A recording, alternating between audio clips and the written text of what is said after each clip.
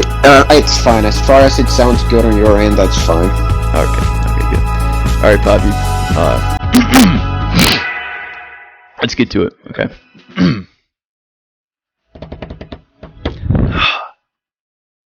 Good evening and welcome to our first rendition of the AppeasedPod, the pod that aims towards appeasement. Experiences. We all have them, whether they're good or bad, interesting, or the opposite. For some of us, we experience life in a different sequence than others. And for this episode, we'll be talking to those who have such experiences. Join us to learn more about the travels of foreigners to a new country and the behind the scenes of making an up-and-coming brand. We will try to reach all aspects of these topics in hopes of reaching appeasement. Before we get to these key topics and much more later on in the podcast, let me introduce to you what exactly is the AppeasedPod.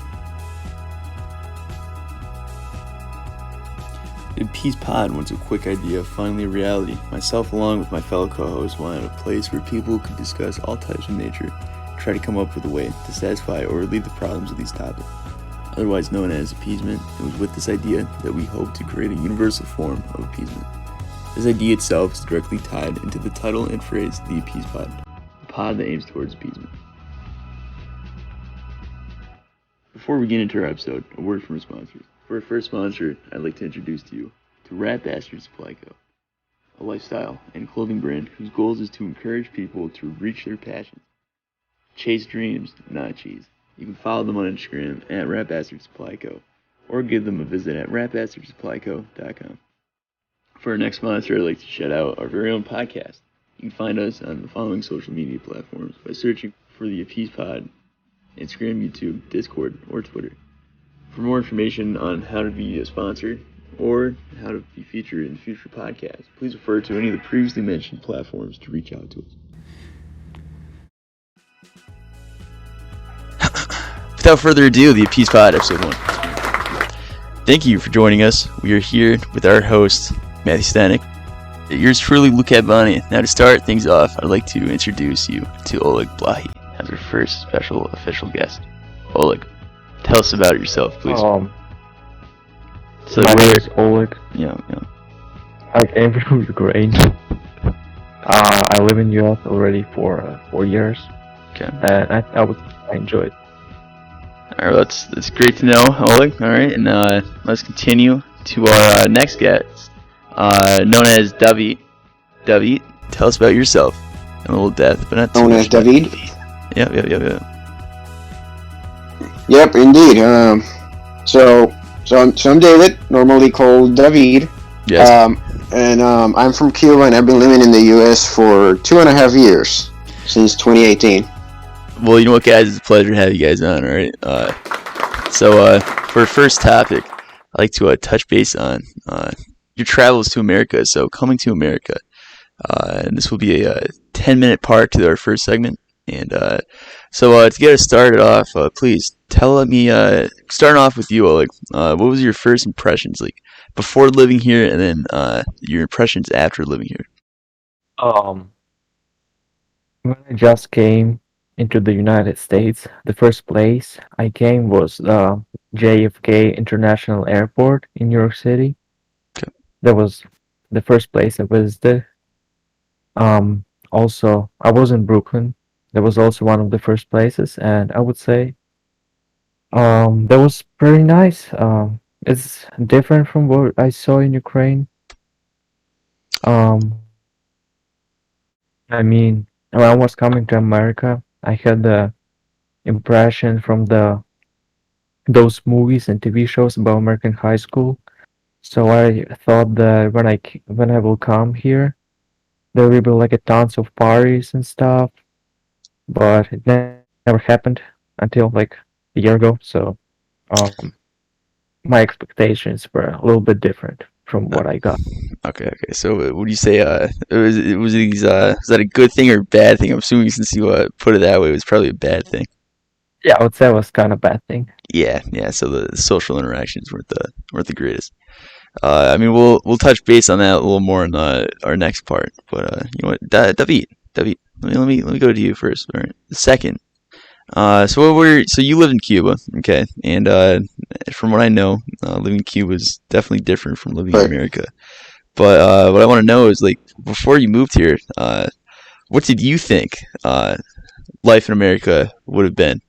Well, my thoughts on America were mixed at the beginning. Mostly since Cuba's a communist country, since you were in kindergarten, they will fill you with all this propaganda about how America was this horrible place where people lived in fear and where few privileged people just like became exaggeratedly millionaires and like everyone else was just poor. A lot of that was like what I thought at first. Then on 2011, I visited the U.S. for the first time and realized that was all a bunch of lies agreed upon.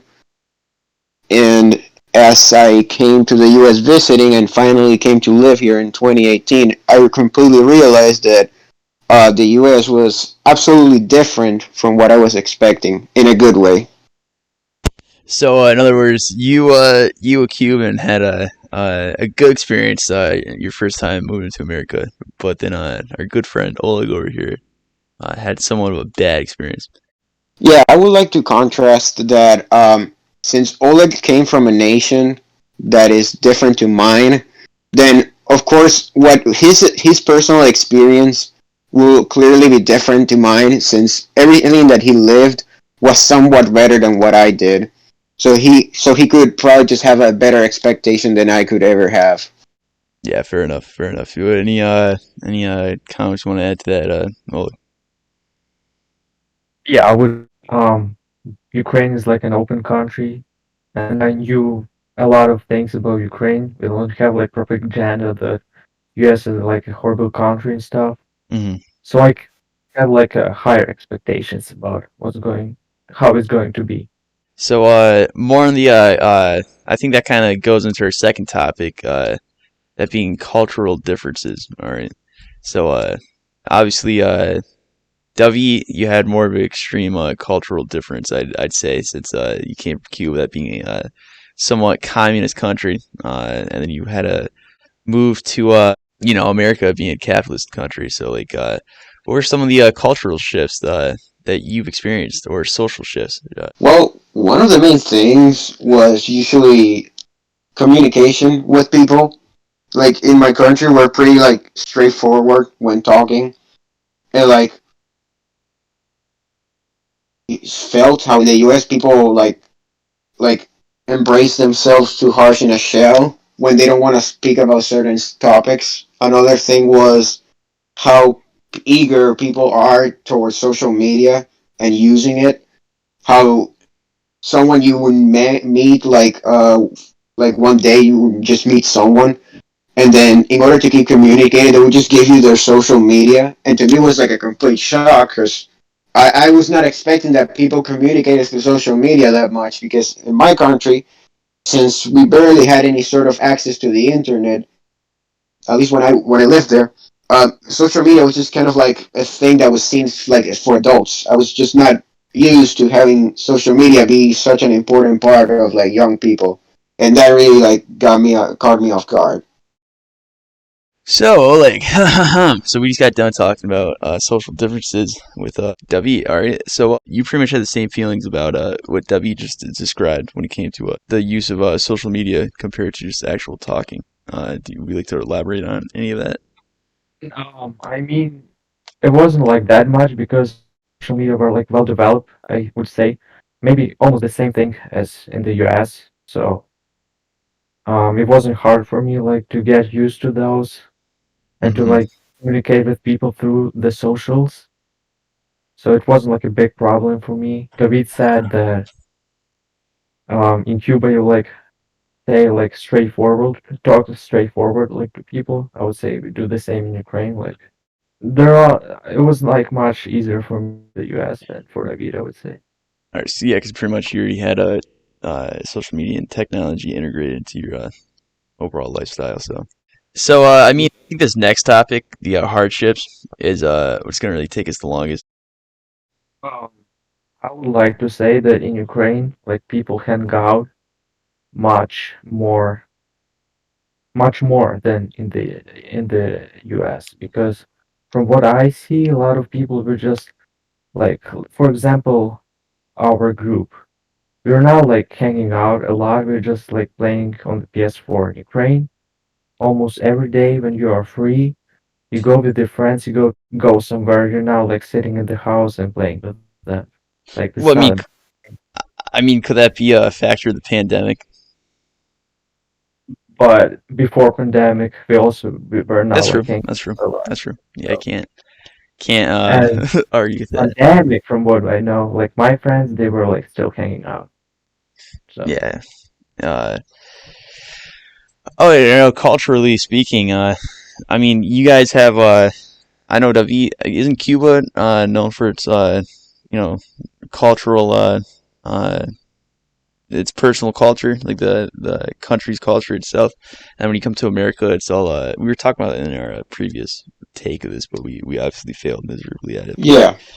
yeah, so So you want yeah, the one thing like one when someone was would think of the U.S. on my end, I was thinking of this country that would have its own identity, but that was not really the case compared to what I felt. Because my like Cuba is known worldwide for its tobacco production and its rum, like the famous Cuban cigars, their coffee, their music, of different styles of music around the Hispanic world, and overall, like just being like this beacon of creation.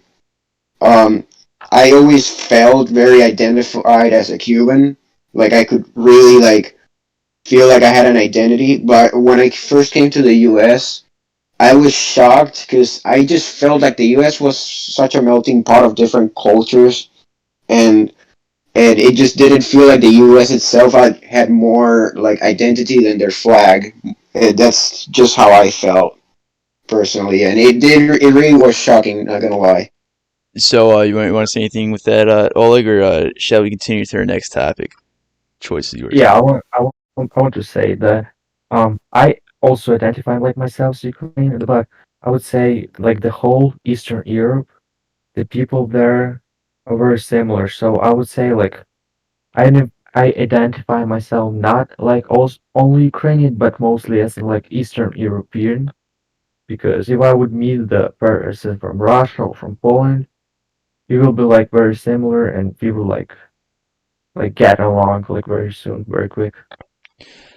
You know what? That just reminded me of something. I think that will wrap up for the second topic, which was cultural differences. All right, so I say, unless you guys have anything else you want to talk about, hardships endured. All right, so let's see what we can talk about here. All right, so what kind of challenges did you guys face in your home country, and how were they different from the ones you face now in a new country, that being America? W, We d- like to go Oli or yeah, either or, you guys can decide. Go ahead, David. all right. This when in Cuba, since we're a socialist country, um, simply our economy is really fractured. Also, it does not help that the U.S. has had an embargo on Cuba since 1960. So that Okay. has really not helped the economy at all. So coming from a country where people could have money but not be able to find the right stuff to buy, simply because you would have to go to 5 different stores to find exactly what you need. Here, there was no specific rationing to stores. So one store would load, for example, say soap, and then another store would load meat, and another store that was supposed to sell meat would then load water.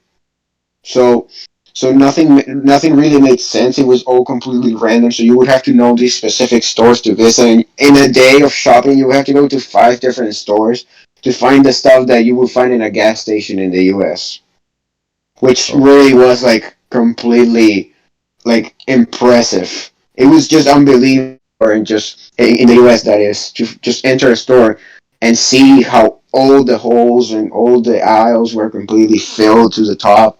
Nothing was missing. It was just impressive. yeah. Well, before I'm gonna go back to you in a second. I'm at the after I asked Oleg, you know, about his experiences relating to that. I'll ask you guys questions individually. So, Oleg, we'd like to continue this topic. You get any hardships you face, and how's that different than ones you face now, if you face any now? I mean, in Ukraine, probably the biggest hardship and maybe the only one, like, of the major hardships is that you have no, like, you don't really have a future in Ukraine. I mean, you can graduate from school, can go to university, but after it will be hard to find a good job and a job that will pay you enough money. So a lot of people from Ukraine, they're just moving away. They're moving to Europe, they're moving to US, and that's probably what I would do if I stayed in Ukraine. And from what I know of, you're actually you're joining the military, right? You're gonna be in the Air Force.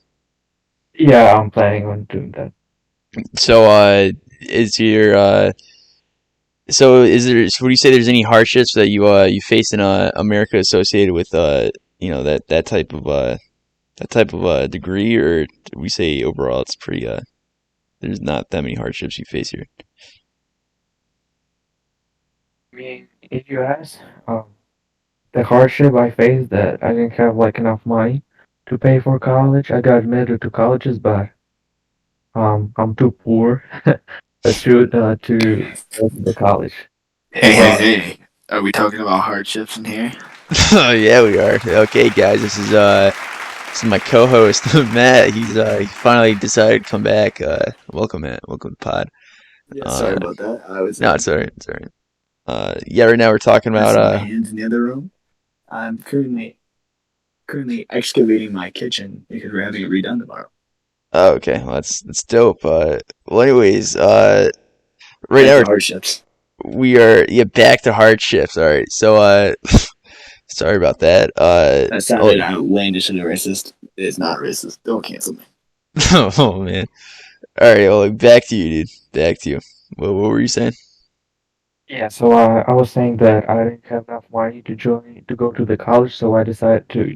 I'm now like upset because of that because I don't think that education should be free, but um after the military I will go to the college like almost for free, so I think um, that's not a bad thing. Joining the military to go to the college after, so Yeah. I So wouldn't say it's a big hardship. all right. All right. So I mean, so pretty much money's kind of the only hardship, but you pretty much you have more of a future here than you would in Ukraine. Pretty much is what you're saying, right? Yeah, definitely. Okay. Okay. Well, back to what I was going to ask you guys. So I'm going to start off with UW. So do you know anyone who was personally affected by the any hardships in Cuba? All right. What people facing like other people and like my family? You know, anyone that you can associate with having a hardship. You know, anyone personal. It could be yourself. I mean, you already explained your hardship. So like whatever, anything Well, interesting that you want to bring up. You know. well, my family is like what I was describing earlier about the things that happened in Cuba. How you had to like go to different stores to find basic things that you would find in a gas station. Family in Cuba that still has to go through that every single day, and the only way that they go through is because we can help them buying food from the U.S. and sending it to them through a third party company, and that's really some of the stuff they have to go through since essentially there's not another way that they have of getting a good supply of material for living. Now Speaking of you're. material, Oh, dude, this is my time to interrupt. go for it. Just have to actually go. So, Oh, you're leaving. All right. Well, Matt, you know it's been a pleasure. yeah. Thanks for joining. And Listen. Next episode, you guys better expect me and a lot yeah. of me. Oh man. All right. Well, in that case, All right. All right. God Have a bless. good rest of the pod, Yeah. and Yeah. God bless. Yeah. Thanks for joining May us, you Matt. all be appeased. Ah, yeah. Yeah. That guy.